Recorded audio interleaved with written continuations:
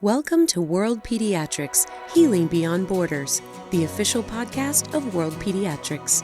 I'm Reese Williams, and I'm so excited to invite you into this space where stories of hope, healing, and transformation take center stage.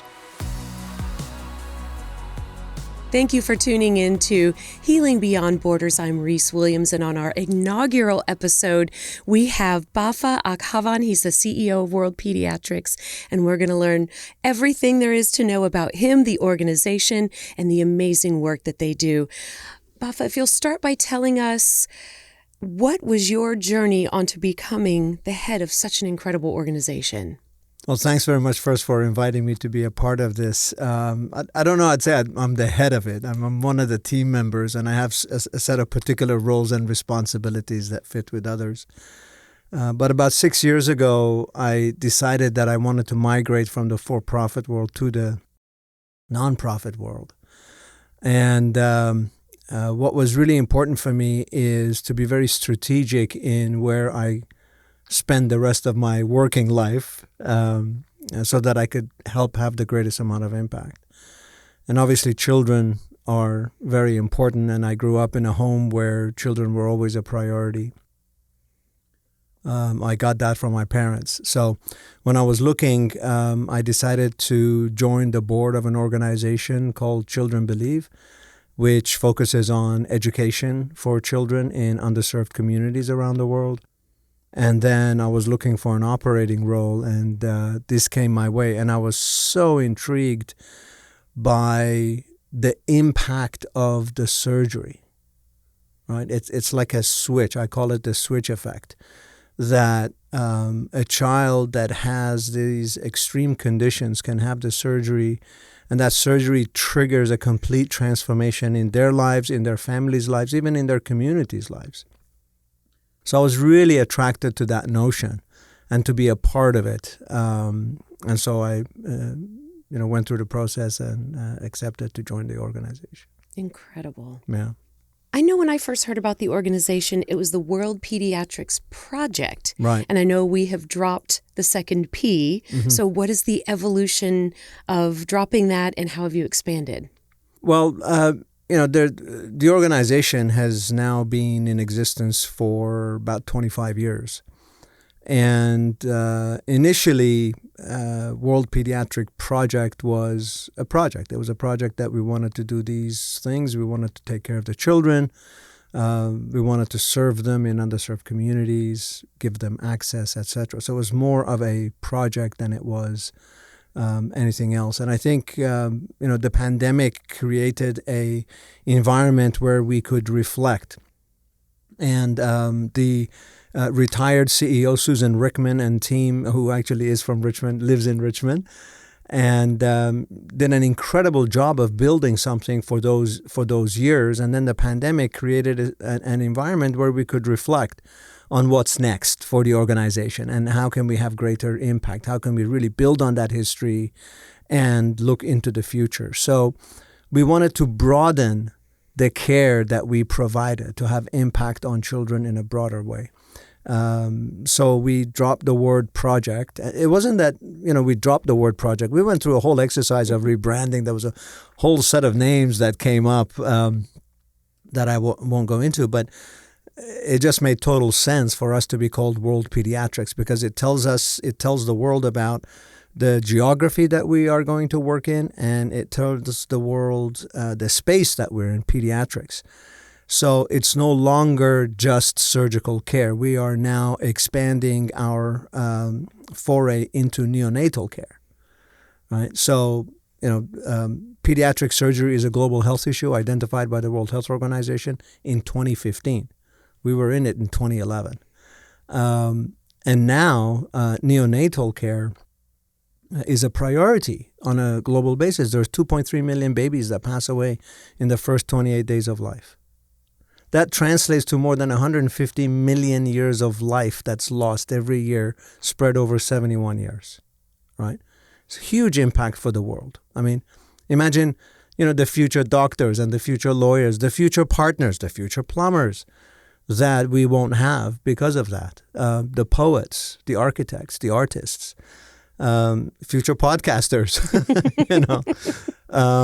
And so this gives us an opportunity to expand beyond surgical care so that we can serve more children, we can serve them in less time, and we can have greater impact, which is the three outcomes we're trying to achieve. Such incredible work. Yeah. And a project is almost, hey, this is an experiment, but World Pediatrics is, this is what we're doing. We are here. Yeah, I think it helps us really prepare for the future. And with that, it wasn't just a name change. We didn't want just the name to reflect what the future is that we envision. We also went through a branding exercise. So our colors changed. There are more, a different set of colors and a different logo that reflected what we want to accomplish in the future. If you come to our new home office in Richmond, Virginia, the international headquarters is here, you'll see that everything about it is designed to be forward-looking, right? And we changed our values. The organization developed some new values. At the center of it is kids first, right? There's shoulder to shoulder, how we work together. We have an ecosystem. We all are partners in this together.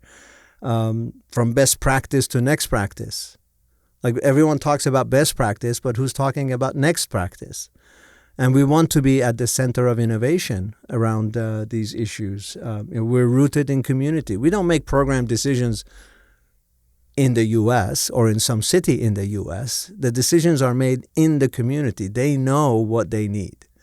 And so we're driven by putting the community at the center of things. And, of course, equitable access is very important so that all children that have the need can have access. So there's a complete transformation that's behind the name. Incredible core values. Just incredible. Yeah. Thank you. Very admirable. They are. Yeah, the team, we all worked on making that happen and coming up with them, and it was a long process, but we're very excited about where we've landed. You love when lightning in a bottle happens. Yeah, it's amazing. It's very lucky. Yeah. As you mentioned before, with the staggering statistic that you had, there are so many children around the world who have life-threatening situations who need your help. How do you step in, as we know you have a great mission, how do you execute that? What are the steps to getting involved? Well, I mean, we've built over those 25 years, an incredible ecosystem of resources. So, we have surgeons, anesthesiologists, nurses, hospitals, suppliers. We have an incredible network of pediatricians in country, those countries where we serve. And last year we served children in 27 countries. And so it's important to be clear about our role in the community and in that process, right? So when you have, for example, children that have situations in their country, they have no access to the surgical care that they need. Well, how do you find out about those? How do they find out about us, right? So we leverage social media, obviously, in these communities. It's really interesting. They might not have a landline, but they have a cell phone, and everything is done through social media. So they find us. It's the pediatricians that know about the cases, that know about us, that we have developed relationships with, that will refer cases to us.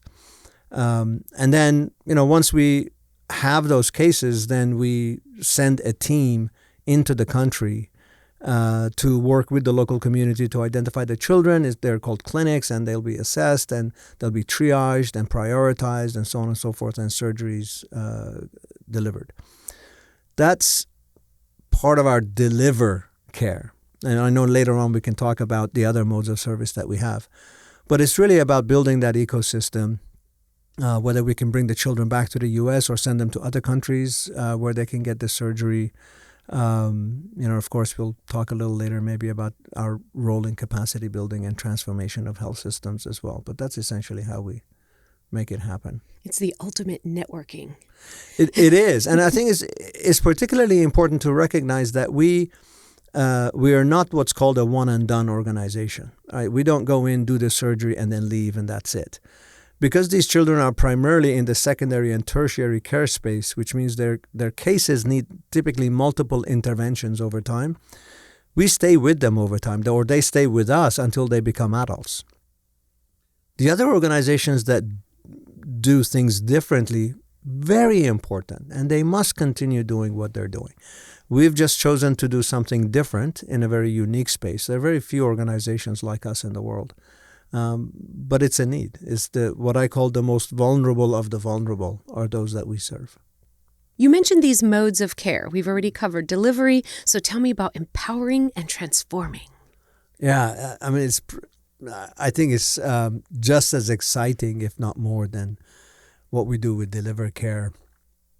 It's really targeting the sustainability of care for children.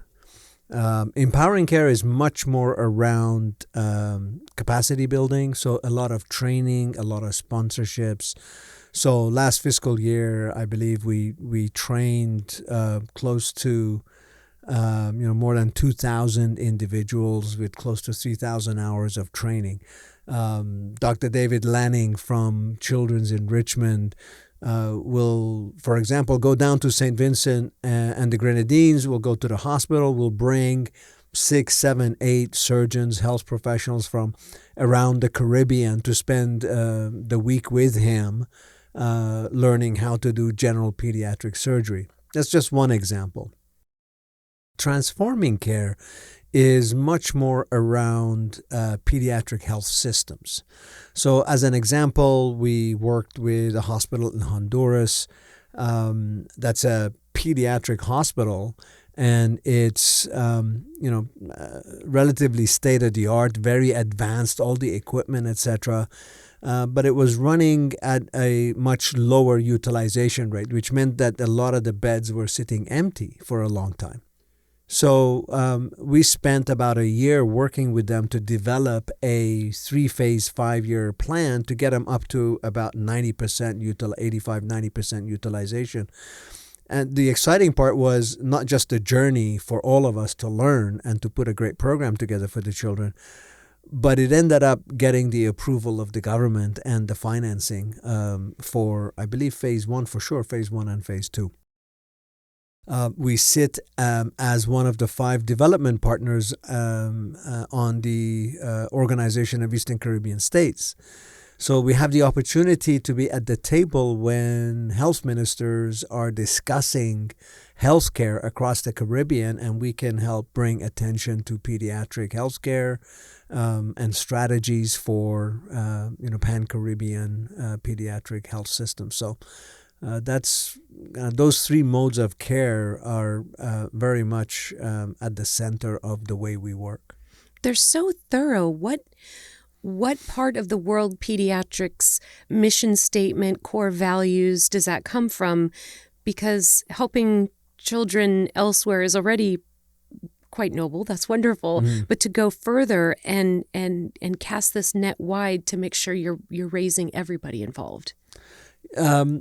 We're I think a lot of philanthropic organizations do what they do because they want to make life better, right, for people. And our purpose is to elevate the human condition through providing that access to pediatric health. And so when you're looking at what is our role in elevating the human condition, making life better for these children, their families, and their communities, we've chosen the surgical space. Right? There's lots of different ways, but our choice has been to work in the surgical space. And when we were discussing these things, we said, look, children are suffering today. Right? So we can't stop, as I mentioned, you can't stop the delivery of care. We've got to continue that. But how do we make sure that it's sustainable over time? And that's when we began looking at empowerment into transforming so that we can make it sustainable, so that there is less dependency on us. Because once a hospital, a region, a country becomes self-sustaining, then we can reallocate those resources to other places, right? So while we're taking care of the children now that are suffering now, today, and their families and their communities, then we can also work on sustaining that over time. And in that way, we can address the problem at scale. It's perfect. You're teaching them to fish. Yes. Brilliant. Thanks. You mentioned these incredible partnerships that you have in this vast network. Do you find that they're always willing and able? I'm sure it's not a hard sell for what you're doing, but what makes a partner able to participate? Where have there been some challenges for that? Sure. Great question. There is no shortage of people who care in the world. There isn't. Particularly in the United States, is one of the most giving countries. I think it's in the top 3 contributors to charitable organizations on a per capita basis in the world. And there's ample examples of that. So there's always, surgeons and hospitals and health professionals and government agencies and volunteers and donors that are, and suppliers that are happy to do these kinds of things and to give back to community. So we have built those relationships. If you consider that, let's assume that we have a child that has a cardiac condition, right, a cardiovascular condition, and for some reason it has to be brought back to the United States to work, to have the surgery. It's just too complicated for the environment they're in. That surgery, that whole case could end up being $150,000 to $250,000, right? And if you're able to do it for a fraction of that, because of the goodwill that those professionals and those institutions have. Or when we send a spine team, imagine if you've got scoliosis that's 130 degrees or 120 degrees. Your prospects are not very good because your body doesn't have the capacity for the organs to grow, right? Because your spine is bent so much. Okay. All the screws, the plates, the wires, everything that's required for the work to be done, the surgical equipment that is required to be done, all of those are donated. The significant majority are donated. So, you have all of these folks that when you talk to about what you're doing and what you're trying to accomplish, they want to jump on board. Now, I will say that it also provides incredible value for those organizations, right? Some of these surgeons, you send a spine team into Guatemala. We sent 2 teams on one occasion. They did 16 surgeries in 4 days. That's 16 surgeries in 4 days. That, typically they might do 1 a day back here on the state side. They work hard. They'll tell you at the end of the day, I'm exhausted, but I'm elated. Right? They work that day. And they learn a tremendous amount. So it's not just, it is important that we care for the children in these underserved countries, but we as a community are also helping our surgeons, hone in certain skills, just the innovation that they have to use. Can I tell you a case about this? Please. It was when I learned it, I was blown away by this.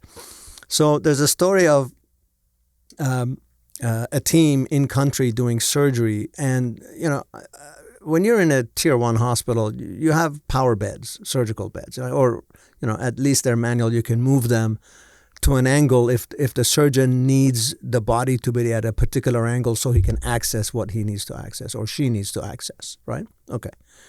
Well, in this one case, they're in country. It's just a simple bed. They can't move the bed. So they went behind the hospital, got a couple of 2x4s and some plywood, and they brought it, put it under the legs of the bed and kept moving wood in and out so they could get the angle right. Like little table shims. So that they could do the surgery, right? In one case that I've heard about, the drill, they had the drill bit for the orthopedic surgery, but they didn't have the drill because they thought the drill was there, but the drill was at another hospital, right? You know what they did? They got a Black & Decker drill. They had the drill bit, and they got just a commercial drill to do the surgery, and the surgery went fine. So developing the capacity to innovate right? And to be resilient and to be able to pivot is incredible for our surgical care. So it's not just, the greatest benefit are the children and their families, of course, but we also are developing talent and capacity from those surgeons that go into country. These are the type of stories that need to make headlines. These are the stories that need to be shared by people on social media and via email. My gosh. Couldn't agree. We have a set of twins, conjoint twins at the head, and they're facing opposite directions. They're not even facing that. So imagine that, right? Long story, but what I wanted to tell you is they're from the northern part of Ethiopia, and the plan is to bring him to St. Louis for their separation. So I think 2 or 3 hospitals are involved. A physiotherapy institution is involved for prep work and post work. I mean, it's a massive project, right? But to get them from their town to Addis Ababa to get their passports, Ethiopian Airlines removed 6 seats from their plane, right? 2 times 3, and put in special seats so that they could transport these conjoint twins from a town to Addis Ababa to get their passport, so they could go and get their passport. Now, one could say, why would they ever require those twins to travel? That's a different conversation. But I wanted to tell the story of how, resilient everyone can be, how creative and innovative everyone can be when the need arises. So we all benefit from it, whether it's intellectual, emotional, spiritual, professional. There's an incredible amount of benefit that is created. We just need to hear more stories of people who are giving and selfless and generous, and there's lots of them. It feels great. There is so many of them, yeah. And speaking of which, in your time with World Pediatrics, what is a case that you have seen from beginning to continuing that has really touched your heart and made a huge difference in your life? I'm sure that they all strike a chord, of course. Yeah. The one that's touched me the most and I'm very close to is a young girl in Honduras. Her name is Claudia. And she had severe challenges when she was born, and physical challenges. And she couldn't walk. And they were of a lower income base in Honduras. And they were living up in the hills and the mountains where the family was farming. And the grandfather would carry her down into the village to go to school and then would carry her back up every day. The grandfather passes away. Right? This is her life, right? The grandfather passes away. The pandemic hits. She had both legs had to be amputated. Her original issue was spine, right? But when she was assessed, they determined that they have to amputate the legs first. And then there was cardiac surgery that had to be done to prepare her. And then she had the spine surgery, right, over the years. So all of that, if you can imagine all of that for a young girl to go through in that culture. And today, she went through all of that. She has a sponsor. She's getting remote education. She has transportation twice a week, I believe, to school.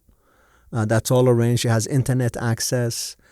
And her sponsor has said that if you become proficient in English, you got to maintain your grades, right? And the sponsor gets reports on those grades. And that if she becomes proficient in English, that the sponsor will help her get a remote job. So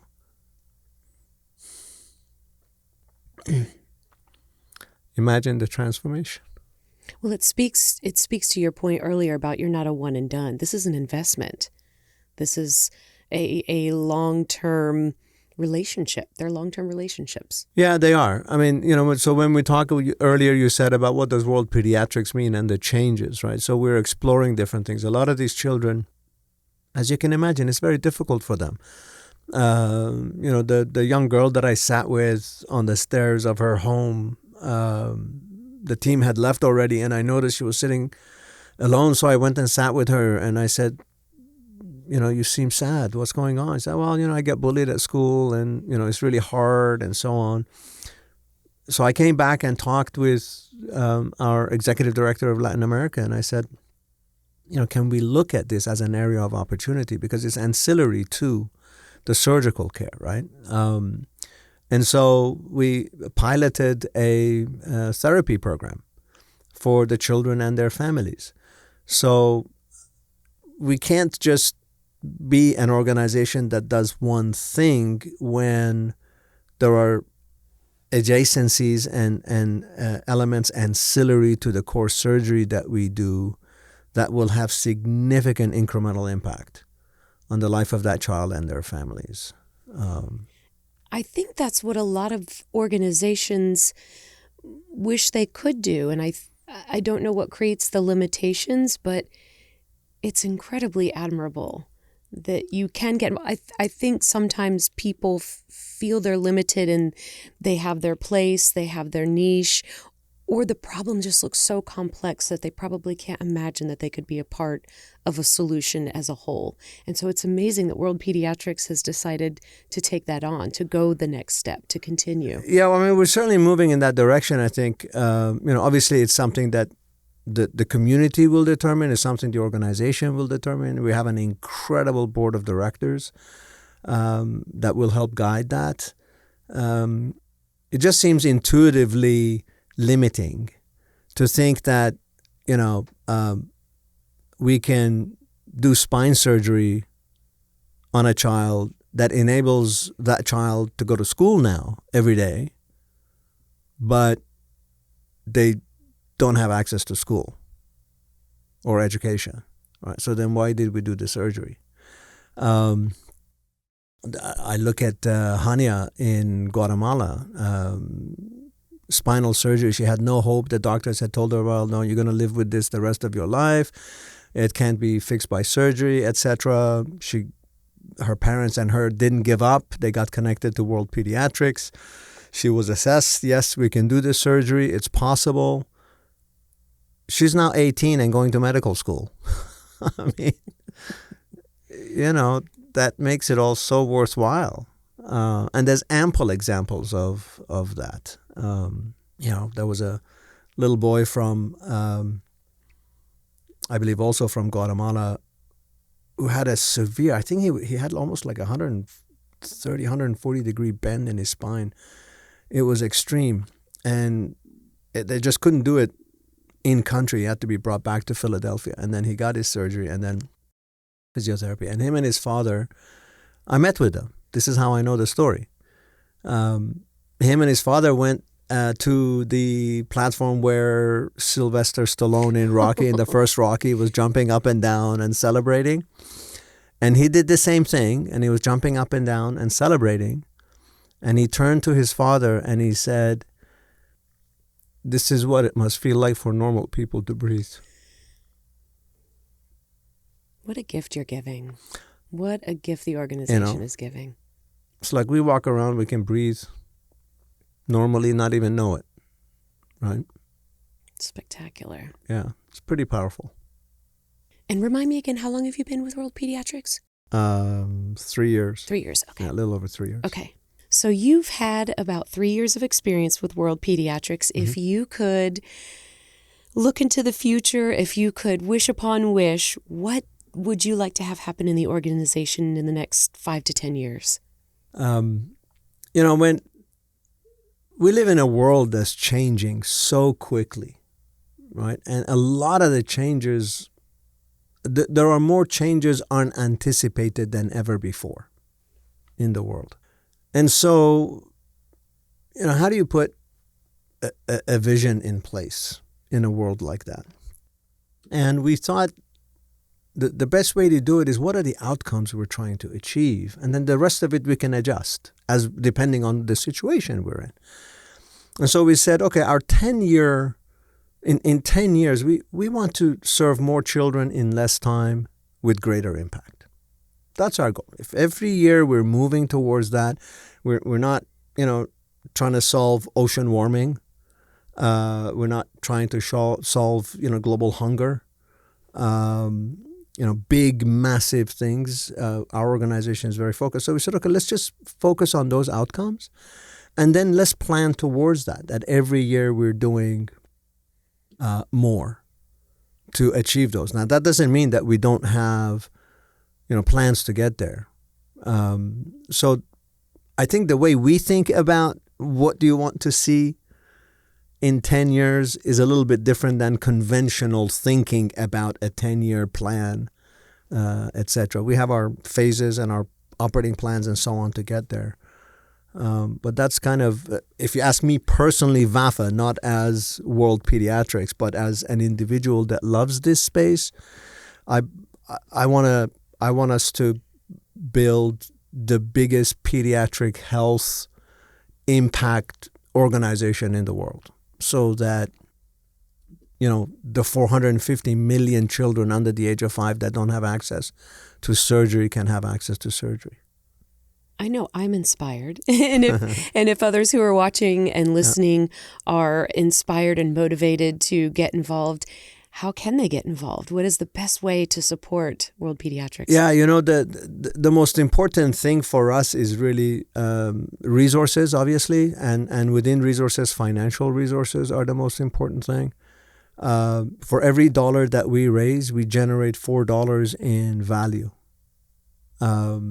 So, if we get $10,000, we can do $50,000 of work. If we get $100,000, it's $500,000 of work. The Ethiopian case that I mentioned to you, $25,000 is going to trigger about $2.5 million in value. Now, that's an extreme case, but that's an example of the capacity of impact that financial resources have. The volunteer resources are obviously very important. People that, when we bring a child to the community here, we need volunteers to go to the airport, pick them up, take them. I mean, in St. Louis, we have people that, will go to Target and buy a jacket for someone who's never experienced anything other than, 80, 90 degrees Fahrenheit. Obviously, the health professionals and the volunteers that we have are important. So everyone has the capacity to contribute in some way. You just have to decide how you can help, whether it's financial, whether it's your profession. Do you want to help with our marketing and communications? Do you want to help with our operations? I would love to see some, retired individuals volunteer with us in our organization. I'd love to get some veterans in the organization to work with. There's just a tremendous amount of resources. So find your way. You can go to our website at worldpediatrics.org and see what we do and reach out, and we can make something happen. Thank you so much for doing what you're doing, and please continue. Yes, we intend to. Thank you very much for having us. Thank you. All right. Thank you again to our guest, Vafa, for filling us in on the amazing work that World Pediatrics is doing. It's an extremely admirable cause, very powerful work. For more information, visit worldpediatrics.org, and please stay tuned for future episodes where we will bring you more information and incredible stories on what they are doing around the world.